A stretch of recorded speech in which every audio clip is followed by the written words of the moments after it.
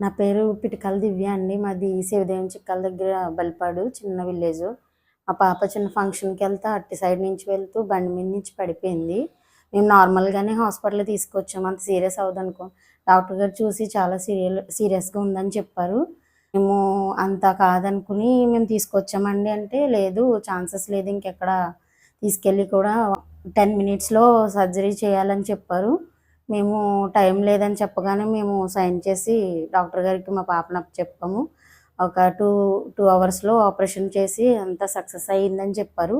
ఆపరేషన్‌కి ముందు 1% అది కూడా బెడ్ మీదే అని చెప్పారు. మేము హోప్‌లెస్‌లో ఉండండి. మేమైతే ఏం చేయలేము. మా మా శక్తిలో మేము చేస్తామని చెప్పారు. ప్రెజెంట్ అయితే మా పాప 99% ఇచ్చారు డాక్టర్ గారు. పర్వాలేదు క్యూర్ అవుతుంది. ఒక 3, 4 మంత్స్‌లో నార్మల్ అయితది అని చెప్పారు. అశోక్ కుమార్ సార్ చాలా ట్రీట్ చేశారు మా పాపకి.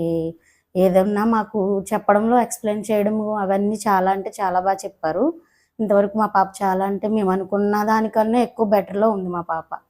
హాస్పిటల్‌కొస్తే మేము ఇంతవరకు ఇంత పెద్ద పెద్ద హాస్పిటల్‌కి రాలేదు. మేమొచ్చినప్పుడు కూడా చాలా చిన్నదనుకున్నాం.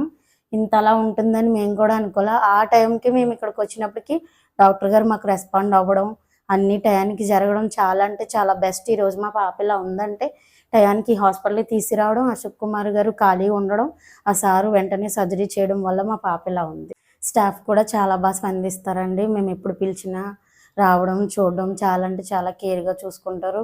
ఫుడ్ అవి కూడా టైమ్ టు టైమ్ పేషెంట్‌కి అందించడం కూడా చాలా అంటే చాలా రెస్పాండ్ అవుతున్నారు క్యాంటీన్ వాళ్ళు కూడా.